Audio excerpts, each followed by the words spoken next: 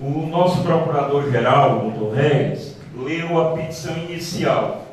Petição inicial, independentemente do autor da ação ser uma autoridade pública, aqui se trata de uma ação civil pública, que a Constituição outorgou a prerrogativa aos membros do Ministério Público, e a promotora da época, doutora Graciane Carvalho Cordeiro, deixa claro dois erros aqui. O primeiro deles, o doutor Regis apenas leu o que está escrito na petição inicial. Não houve lei posterior aumentando o cargo, coisíssima nenhuma. A lei da promotora, salvo o melhor juízo, ter se precipitado na redação, ela erra até o número da lei, e eu tenho aqui as leis. Ela fala em lei 972 de 2009, que queria aumentar o número de cargos. Todos nós aqui ouvimos. Nada disso aconteceu. Inicialmente, a lei 948, de 13 de novembro de 2008, ela cria 328 cargos, distribui esses cargos e determina que o preenchimento dá-se-á por concurso público. E não poderia ser diferente, que a única forma de ingresso no serviço público é mediante o concurso de provas ou provas de títulos. Até aí tudo bem, 2008. Estávamos em 13 de novembro de 2008. 328 cargos. Está escrito na petição inicial, em várias passagens, Lei Municipal 972. Nada disso. A lei anterior é a 971. Está aqui, 971. E esta lei, em momento algum, ela aumentou o cargo, como dito aqui na petição. Essa lei apenas alterou o anexo a 972, de 25 de março de 2009, sendo que em março foi baixado o edital, foi contratada a empresa mediante processo de licitação, um pregão presencial, e o que houve na 972 foi alterar a distribuição das vagas. E tem um ponto positivo aqui, tanto para o município quanto para os servidores concursados, que enquanto a lei do ano anterior, 2008, aprovou 328 vagas, o concurso foi realizado, a contratação da empresa foi para promover um concurso com 327, uma vaga a menos. Problema é porque a alteração do anexo deu-se em maio, e em março, meses antes, já tinha a empresa sido contratada, já distribuído os cargos, e por uma circunstância que nós ignoramos a razão, só veio para a Câmara a lei no mês de maio. Mas não há nada de aumento de cargo. Já é um ponto que compromete, digamos assim, a qualidade do trabalho. Tanto é que o juiz de direito da época, que estávamos em 2009, concedeu, sem ouvir o município, sem ouvir a empresa pró-município que realizou o concurso, deferiu liminarmente o que pleiteou a promotora. Basicamente, ela queria naquele momento a imediata suspensão do concurso, o bloqueio da conta e que o município devolvesse da conta lá no Banco do Brasil, a conta que arrecadou as taxas de inscrição. E tudo isso foi feito.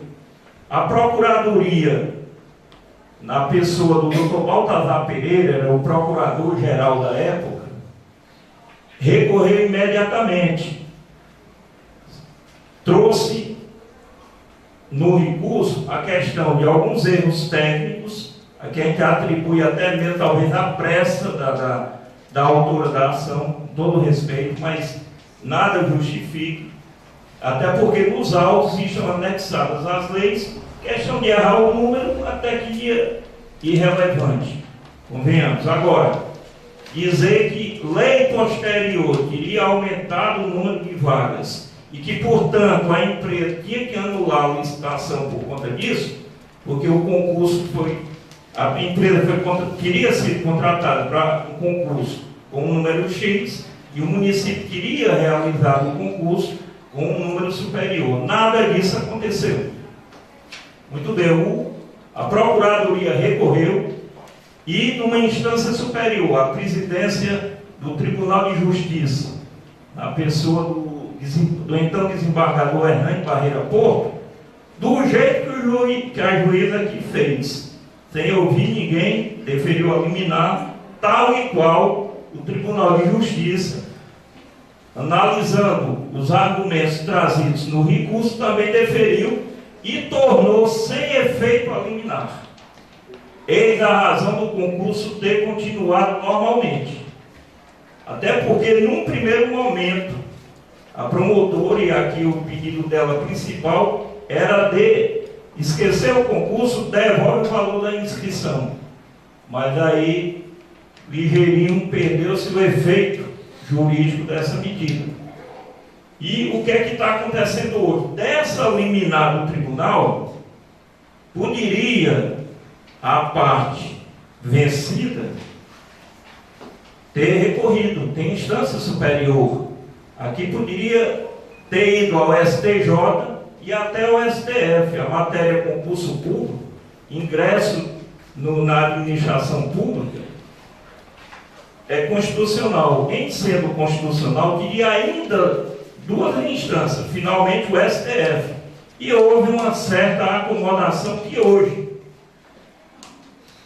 daqui a 8 dias, vai estar se completando aqui 8 anos de tramitação de processo. E verdade que a promotora acomodou-se com a decisão, ela não recorreu. É um ponto positivo nesse momento para ser trabalhado. E como o nosso procurador-geral bem disse, a Procuradoria-Geral hoje, apresentada por ele, eu na condição de adjunto e todo o quadro, nós estamos empenhados. Esse processo hoje, ele vai num novo volume. Alguns servidores estão até se precipitando, porque o mandado, embora vindo escrito 15 dias para apresentar a defesa, não é obrigado esses 15 dias, até porque esse prazo, ele é contado do cumprimento da juntada da última citação. Então, a perspectiva, nós temos hoje, acredito, umas 20 contestações, aqui é um nível de 327 concursados. Então, não adianta, mas deve ficar a critério de cada um, se precipitar, eu só tenho 15 dias correr para contratar um advogado. Dessas contestações que tem lá, boa parte delas estão assinadas pelo defensor público. Eu tive a curiosidade de ler o processo, é público, não corre segredo de justiça, não haveria razão nenhuma. Qualquer pessoa pode ir ao fórum, principalmente se advogado for, tem acesso, como se diz, capa a capa. E a contestação do defensor público está muito bem fundamentada. Ele argue a inépcia da petição inicial. Eu citava aqui 2 erros elementares, um deles altamente comprometedor. Tem a prescrição das irregularidades. Nós temos no ordenamento jurídico a Lei 9.784 de 1999, Lei Federal. Essa lei traz em seu artigo 55 a previsão da convalidação dos atos jurídicos pela própria administração. O que é isso? A administração cometeu um erro, e aqui o erro é inegável, se contratou, se instaurou o concurso com base numa distribuição de cargos que só foi efetivado 2 meses posteriores, né? Então, erros desse tipo, conhecidos como atecnias, eles podem ser convalidados. Verdade, como já foi dito aqui pelo nosso procurador-geral, O concurso chegou ao seu final e poderia a autora da ação, pelo menos, não caberia a ela, não tem poder de decisão, quem decide é o juiz, pelo menos ter usado dos recursos, e aí tinham vários recursos, ainda tinha no Tribunal de Justiça, uma decisão do colegiado, tinha no STJ, caso ela não conseguisse isso, tinha no STF, na matéria constitucional, e houve uma certa, digamos, aceitação, eu falava em acomodação, mas qualquer palavra da espécie aí, deixa claro aqui que houve, de uma certa forma, anuência com a situação. E estamos, o ajuizamento deu-se em 28 de setembro de 2008, próxima semana vamos exatamente completar 8 anos de tramitação, com perspectiva de, eu não diria 8, mas talvez 10, como ele falou, 15 ou sei lá quantos anos. E a situação está consolidada. Servidor aprovado, assumiu, cumpriu o estágio probatório, obrigatório. Então, é toda uma situação que hoje, em nome do interesse público, e tem um fato também relevante para se arguir nos recursos, é a questão do interesse público. 327 servidores, boa parte estão em 2 áreas fundamentais para a administração pública: educação e saúde. Ia parar a educação, ia fechar as escolas. Se pensássemos no concurso, uma só licitação para contratar a nova empresa pode levar 1 ano ou mais. Tem as fases de recurso administrativo e judicial. Então, quando é que poderia ser contratada novas pessoas, novos servidores? Então, é uma situação que a saída aqui é difícil porque está sob júdice. Todo mundo já ouviu falar que de cabeça de juiz sai tudo. Aí não pode dizer, a ação está ganha para o município e para os servidores. Porque município e servidores aqui estão andando de mãos dadas, não há interesse contrariado. Nós, lá na Procuradoria, eu particularmente já fui procurado por servidores para fazer a defesa de não seria ético. Nós da Procuradoria, a nossa visão, a nossa participação aqui é a administração pública. Eu entendo, salvo melhor juiz, não seria ético que nós viéssemos a patrocinar defesas do município e dos servidores. Eles já têm outros aspectos a abordarem, a questão do direito adquirido, certo? De toda uma vida aqui, hoje 8 anos. Então, quando a vida vem aqui, a decisão judicial pode vir em qualquer sentido, mas na minha avaliação de advogado, acho pouco provável, embora, ressalvando, está sob júdice, que a decisão judicial, o que cabe à parte perdedora, perda parcial ou total, é recorrer. Coisa que eu volto a bater na tecla. O Ministério Público acomodou-se com a situação. Então, dificilmente eu vejo como lograr ação. Então, como eu dizia, as matérias de defesa é a inércia da petição inicial, que são defeitos que o advogado que vai contestar encontra, e tem vários aí, inclusive defeitos de grande monta, né? Carência de ação, falta de interesse de agir, isso aqui é na visão dos advogados, né? Até agora que contestaram lá. O município tem seus argumentos. Tanto é que até o presente momento processual lograram êxito.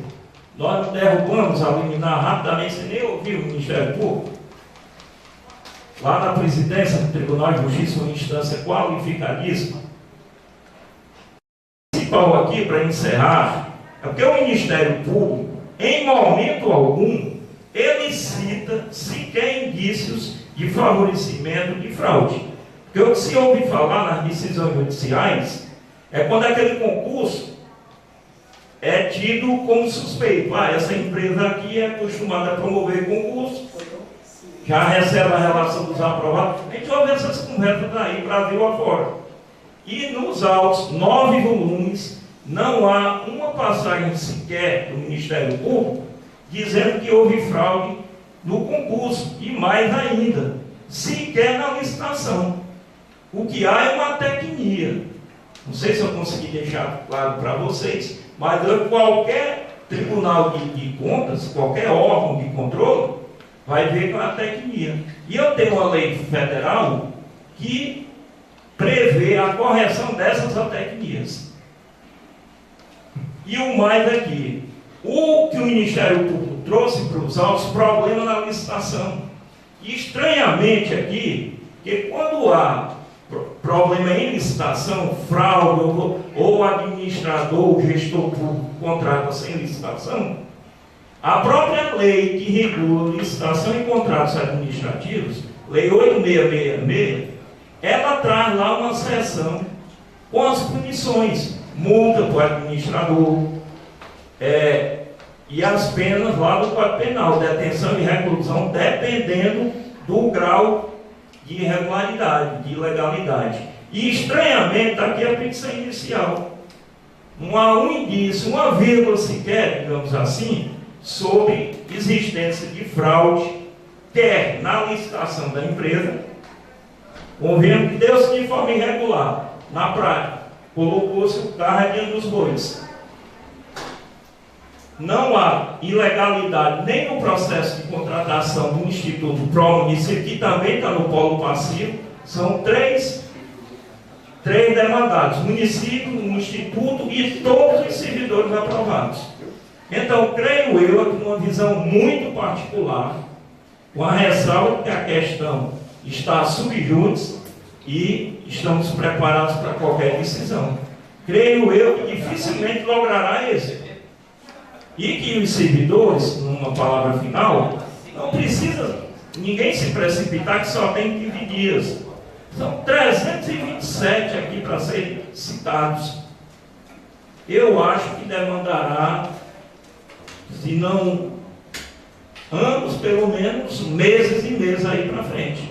E que o prazo para todo mundo, desde o primeiro que recebeu, conta da juntada do último cumprimento da licitação. Aí é que vai 15 dias, e que, aliás, não é nem 15.